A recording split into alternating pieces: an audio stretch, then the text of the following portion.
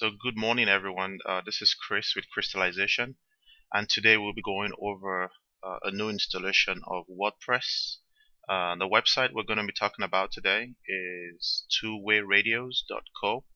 Once again, it's twowayradios.co. And this is a typical WordPress install. We're going to be walking you through the backend, making regular maintenance updates to it. We're going to also talk about a shopping cart, which is built into this website, OneSource Wireless Solutions, on the domain twowayradios.co. So let's go ahead and head back to the backend real quick and log in. And typical WordPress dashboard, you see your entire website in a glance, so you can actually enjoy browsing through it. As you can see, the shopping cart program we have for this website is called WP Store Cart. But for our reference today, we are just going to call it shopping cart. So let's go ahead and talk about pages. Within this website, we have a bunch of static pages. We also have a blog built into the site as well. So let's say, for instance, you want to make a change to your About Us page. That would fall under your Pages section right there. You can click on the drop down, select Pages, and this displays all the pages within your WordPress install. As you can see, we have all those pages. About Us would be right there. I can actually click on a name or click on Edit to edit About Us, and that is the page we are editing right now. And as you can see, this is all there is to the back end of the website. Let's touch on every aspect of the page. So you're on the About Us page. The very first section at the very top is the name of the page. This is that controls the name of the page. The very next section below that would be the content of your page, and as you can see, it has typical Microsoft Word controls. You can make text bolder, underline text, add a link, things like that. If you were to select this sentence or phrase, for instance, and you wanted to make this a link, you would want to click on the chain right there. It does a pop-up, and I can type in www.google.com. A title, it would be the for the reference of search engine crawlers. So I can say Google website, add link. As you can see, this is now a link. If I were to save this page, and it's processing the save, once it's done saving, it tells you page updated. I can come back to my main website, refresh the website, and this should change into a link. As you can see, right down here should show Google, and if I click on it, it takes me to Google. So very easy to add a link. To remove a link, select the text, which is a link, and hit the chain break icon like that, and the link is gone.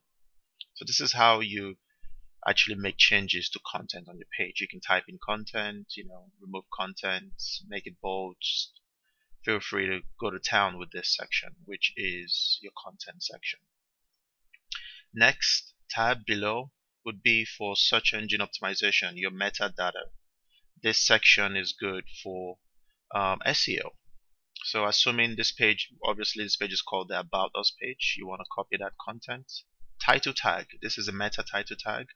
This would be, about us, so about one source HQ, or two-way radius.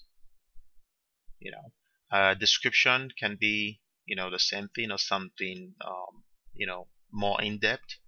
You can go too crazy with the description. As you can see, it gives you a countdown onto how many words you can have in your description.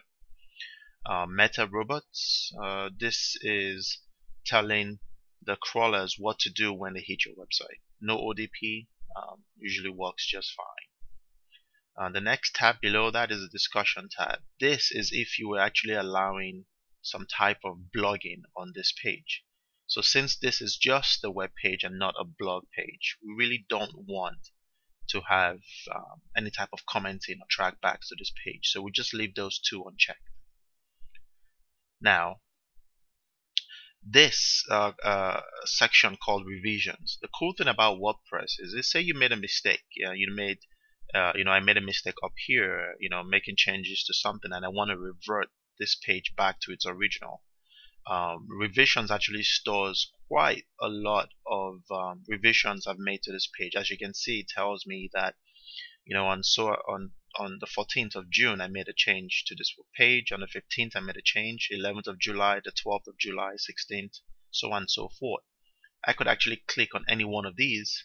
Let's actually go ahead and update the page first and foremost, and I can actually scroll down once it's done updating. There we go. Don't you just love web servers? Sometimes they're a little bit slow. This is hosted on GoDaddy, so we can expect too much. So I could scroll down a little bit, down to my revisions. There we go. Page is saved. I can click on a revision. Say, let's take a look at the revision on the 12th of July. If I were to click on that, takes me to a page that actually shows me what that revision looked like, and I can actually revert this page back to its original, or back to that version. If I scroll down, you can see all the revisions. This is the revision that was made on this date. So I can actually decide to revert all the changes I've made to About Us to what it was on this date, and simply selecting that date, that's the old, and that's it. I could hit restore, and this would restore this page back to this revised page. Now remember, once you hit restore, you're going to get back to a page that looks like this with all the new content. Make sure you always hit update. Now let's talk about the right column. This column, let's start at the very top. At the very top you have your tag section. This is good for keywords. Now I noticed, if you notice below, I talked about search engine optimization. You have your page title, description, meta robots, and things like that. This actually functions as your keywords. You want to type in as many keywords as possible, separated by commas. So if I go About Us, comma, about two-way radios, comma, two-way radios about, and I use that as my keywords. I can also select this, which would suggest tags based on content. It's a cool way for WordPress to actually quickly crawl through your content and pull up tags that might actually work. Doesn't always work, but hey, it's a feature. Next tab below that is your Publish tab, and this is saying if you want to actually allow this page to be visible on the web. As you can see, the status of this page is published. If I wanted to change this to anything other than publish, maybe I wanted to make it a draft. Assuming, I have the About page, and for a short while I'm working on this page, I don't want anyone on my website to actually see this page. I can actually set this to draft. Click on OK and update, and this would actually take this off the site temporarily. So this would actually vanish from that spot, and it would allow me to work on the page. Once I'm done, I can come back here and change it back to published.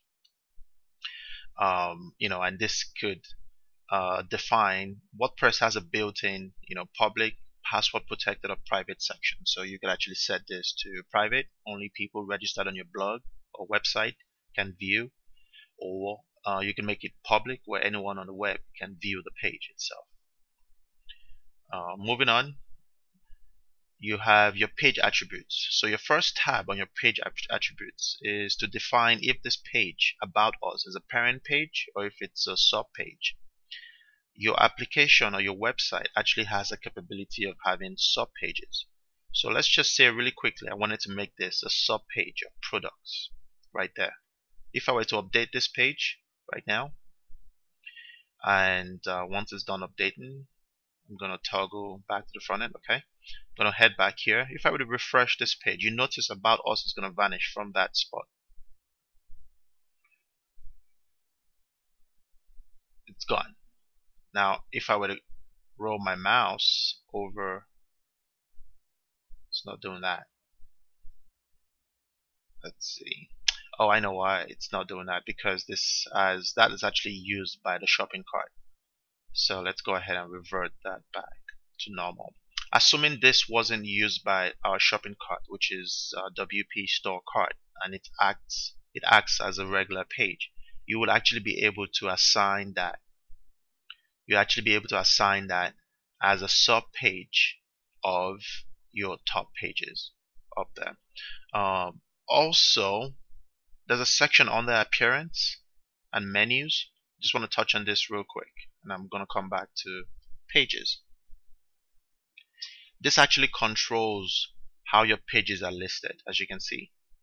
So this is also another option if you're using menus to actually define a page as a sub page. So I could actually drag About Us and stick it right there under. As you can see, it's tabbed a little bit. If I did that, it's just another page. But if I did that, it means it's a sub page. If I were to save this menu, save menu,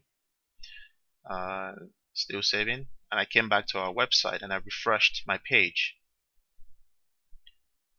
you will notice, once it's done refreshing, you will notice About Us is actually under products right now.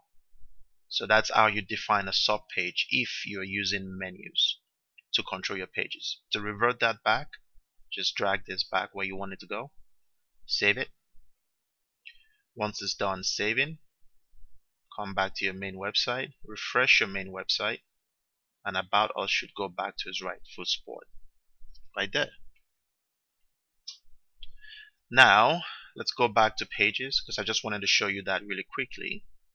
Assigning sub pages if you actually have. So click on About to edit this page, and so if you actually are using menus, you wouldn't have a need to define that, because your pages, your navigation will be controlled by your menus section under the appearance. So last but not least, or I guess a couple before your last, would be your template structure. You can define how you want to define your template. Left sidebar, right sidebar. Our website right now is using a left sidebar. If I moved it to the right sidebar, the sidebar would go right there. And order of the page. Order of the page defines where the page is on your navigation bar, your menu bar. As you can see, 0, 1, 2, 3, 4, 5. The home page is a default for this theme. Some themes, this would actually be counted as a page in terms of order. Or you can actually have two pages with the exact same number, so it just puts them right next to each other. This particular theme has home as the 0 page, so having About Us as a 0 just puts it right next to it. And that's that for that. That's all there is to know about making changes to a typical WordPress page. Where things go. Last, I guess we could talk about toggling. You could toggle between HTML and visual. So if you're code endowed, you could actually type in codes right here. But for most people who just rather use the point and click version, you want to leave that at visual. So that is a quick rundown of using or quickly making changes to pages within WordPress. I hope this video was educational, some way, shape, or form. And I hope you enjoy watching this and many other videos I will be publishing about more sections of the back end of WordPress. Thank you again for watching, and I hope you have a wonderful day.